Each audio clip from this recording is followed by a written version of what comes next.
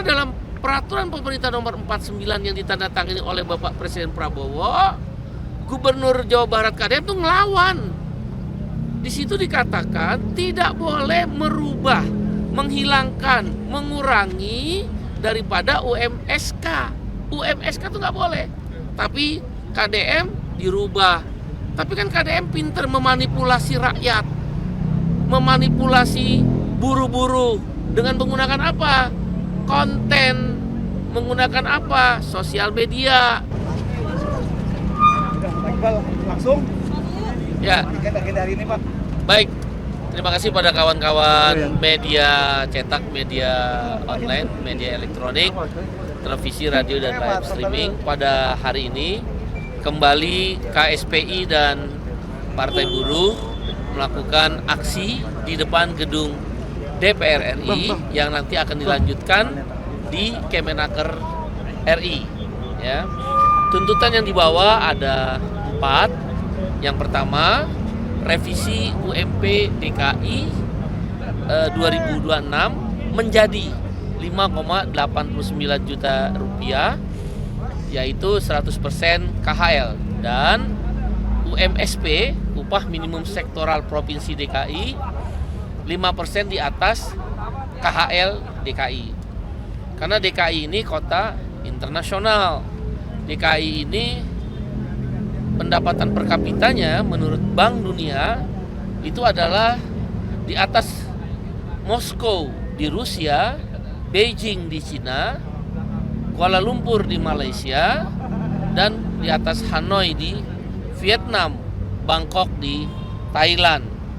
Pendapatan per kapitanya 21.000 US dollar per tahun atau 343 juta rupiah per tahun. Kalau kita bagi 12 adalah 28 juta rupiah per bulan.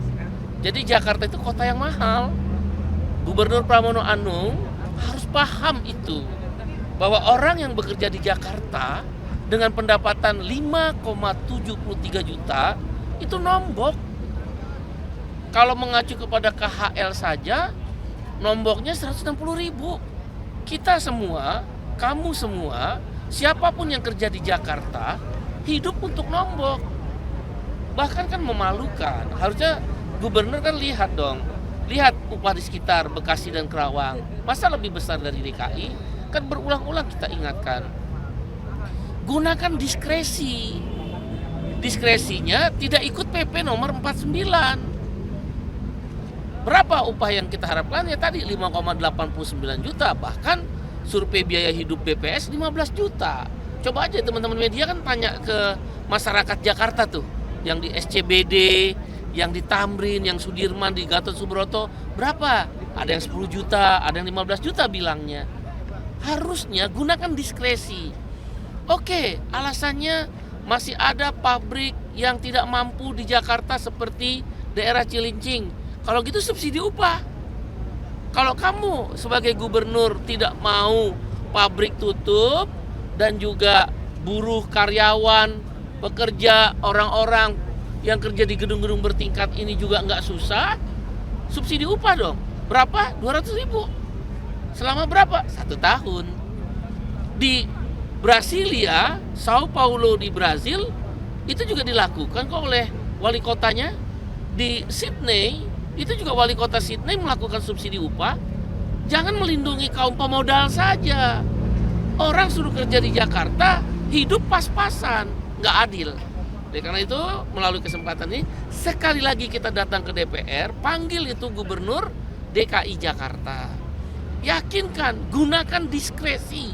Boleh, gunakan diskresi atau subsidi upah 200.000. Yang kedua, kita meminta Gubernur Jawa Barat, yaitu Kang Deddy Mulyadi yang biasa disebut KDM, kembalikan SK UMSK, upah minimum sektoral kabupaten kota 2026 di 19 kabupaten kota di Jawa Barat. Karena dalam peraturan pemerintah nomor 49 yang ditandatangani oleh Bapak Presiden Prabowo, Gubernur Jawa Barat KDM itu ngelawan. Di situ dikatakan tidak boleh merubah, menghilangkan, mengurangi daripada UMSK. UMSK itu nggak boleh, tapi KDM dirubah. Tapi kan KDM pinter memanipulasi rakyat, memanipulasi buru-buru dengan menggunakan apa? Konten, menggunakan apa? Sosial media. Dia gunakan sosial media berbahaya sekali untuk kebijakan-kebijakan. Coba lihat jalan di Sumedang. Jalan di Sumedang rusak, tapi melalui kontennya diklaim jalan di Provinsi Jawa Barat semua baik. BPJS Ketenagakerjaan itu nggak dibayar kok utangnya, tapi menggunakan konten seolah-olah tidak ada masalah. Nah, di dalam kasus upah UMSK ini kami meminta pada Gubernur Jawa Barat hentikan dengan konten-konten sosial media, itu berbahaya. Jangan kebijakan dijawab dengan konten. Sekelas komika aja dijawab sama KDM itu, memalukan. Masa komika dijawab dengan konten? Oleh karena itu kita minta kebijakan upah minimum UMSK di 19 kabupaten kota kembalikan ke SK yang sudah direkomendasikan oleh 19 bupati wali kota dari kabupaten kotanya masing-masing. Yang ketiga, kita minta RUU Pilkada itu kepada DPR RI jangan melalui RUU Pilkada yang akan dirubah, Pilkada itu jangan melalui pemilihan DPRD. Atau dengan kata lain, Serikat Buruh, KSPI, Partai Buruh menolak Pilkada dipilih melalui DPRD. Ada yang bertanya, apa alasannya? Sederhana, contoh kasus Gubernur Jakarta dan Gubernur KDM ini menjelaskan. Wong gubernur dipilih oleh rakyat langsung aja tidak mau mendengarkan suara rakyat. Apalagi nanti dipilih oleh DPRD. Bisa dipastikan kembali ke zaman Orde Baru. Para bupati wali kota dan wakilnya, para gubernur dan wakilnya hanya tunduk dan takut kepada DPRD. Terus suara rakyat di mana? Darah mahasiswa dan buruh di gedung ini nih, di depan gedung ini nih. Orang saya ingat banget, kita ikut juga kok masuk ke dalam.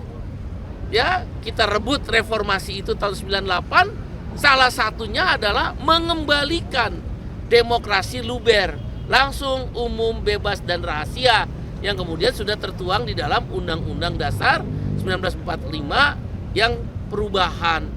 Jadi kami Partai Buruh dan Serikat Buruh menolak keras pilkada dipilih melalui DPRD. Tidak ada jaminan melalui DPRD pilkadanya lebih murah.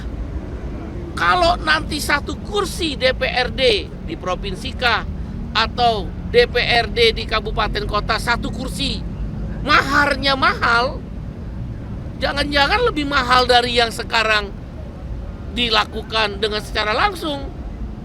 Kan kita tahu, kalau kata Panji itu komika tadi, menurut keyakinan buruh, setiap anggota DPRD bisa dibeli menurut keyakinan buruh. Berapa harganya? Main tinggi-tinggian. Si bandar-bandar toke-toke politik itu lebih mudah membayar anggota DPRD dengan jumlah tertentu dibandingin katakanlah ada dugaan membeli suara rakyat. Toke-tokenya lebih mudah, bandar-bandarnya ini membeli anggota DPRD. Sudahlah, rakyat sekarang sudah lebih pintar. Rakyat nggak mau kembali ke zaman Orde Baru. Partai Buruh, Serikat Buruh, KSPI bersama rakyat menolak pilkada melalui DPRD. Yang terakhir, yang keempat, sahkan rancangan undang-undang ketenagakerjaan. Perintah Mahkamah Konstitusi nomor 168 tahun 2024 yang dimenangkan gugatannya oleh Partai Buruh, KSPSI Andi Gani dan KSPI serta FSPMI menyatakan paling lambat 2 tahun setelah ditetapkan Oktober 2024 RUU Ketenagakerjaan itu harus disahkan. undang-undang yang baru, bukan revisi, bukan juga perbaikan, tapi undang-undang yang baru. Nah kalau dia undang-undang yang baru kan harus ada naskah akademik. Hari ini DPR nggak pernah bahas naskah akademiknya. DPR sibuk mematut-matutkan dirinya lagi, nggak mau belajar dari kejadian Agustus 28 Agustus 2025 yang lalu. Kebencian kepada DPR udah di atas ubun-ubun dari rakyat. Harusnya belajar DPR dari situ. Rancangan undang-undang yang untuk rakyat lama disahkan. Rancangan undang-undang yang untuk kepentingan pemilik modal dan kelompoknya cepat sekali disahkan. Oleh karena itu kita minta rancangan undang-undang ketenagakerjaan cepat disahkan agar outsourcing bisa dihapus. Itu kan janji Presiden Prabowo di May Day bahwa outsourcing mau dihapus. Sekarang Anda lihat kontributor tidak ada status hubungan kerja yang jelas. Para buruh-buruh yang kerja di pabrik dipecat kapan saja karena outsourcing. Para pekerja di gedung-gedung pencakar langit di bank-bank tidak punya kepastian masa depan. Terus di mana janji Presiden Bapak Prabowo Subianto mau menghapus outsourcing? Dia tidak bisa kalau tidak ada RUU Ketenagakerjaan. 4 isu itulah yang menjadi perhatian kami pada aksi pada hari ini. Setelah di sini jam 2 kami bergerak ke Kemenaker. Kami ingin meminta tanggung jawab Wamenaker. Masa jadi Wamenaker udah kayak kepala dinas, nerima KDM dengan ketawa ketiwi, itu menyakitin hati buruh. Ini melalui kesempatan media, sikap Wamenaker itu nyakitin hati buruh dan nantang buruh kan. Wamenaker dan KDM biasa di demo. Hari ini kita demo. Nanti kita demo lagi. Nanti kita demo sampai kapan? Sampai dia dicopot. Jangan begitu pejabat publik. Lagaknya aja mau menyelesaikan masalah. Tapi faktanya nggak bisa menyelesaikan masalah, malah melindungi KDM, kalah wibawa. Terus buat apa ada Wamenaker? Buat apa ada Menaker? Itu yang ingin kita aksi di Kemenaker tersebut. Dan nanti tanggal 19 Januari hari Senin kami akan melakukan deklarasi perjuangan Hostum, hapus outsourcing, tolak upah murah, dan sahkan RUU Ketenagakerjaan. Itu ada di Sport Mall Kelapa Gading jam 10 pagi. Ada sekitar 15.000 sampai 20.000 buruh akan melakukan deklarasi di Sport Mall Kelapa Gading 19 Januari.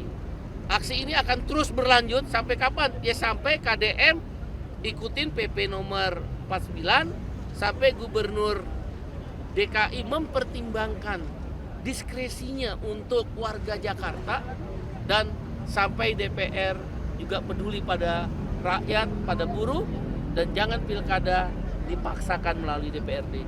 Kita akan besar-besaran kalau sampai pilkada dipaksa melalui DPRD. Demikian, terima kasih. Bang, siang ini mau ada ketemu sama pimpinan untuk nyampain 4 tuntutan tadi? Hari ini kita berharap bisa ditemui oleh pimpinan DPR. Tapi sampai dengan pagi ini belum ada kabar apakah pimpinan DPR bisa menerima atau tidak. Tapi bagi kami yang paling penting, aspirasi harus disampaikan. Kalaupun tidak bertemu, ya pada kesempatan berikutnya kita akan bergerak kembali. Demikian. Oke ya, kawan-kawan. Oke, makasih, Pak. Terima kasih. Subscribe, share, like, and comment. Subscribe, share, like, and comment. Subscribe, share, like, and comment. Subscribe, share, like, and comment. Subscribe, share, like, and comment.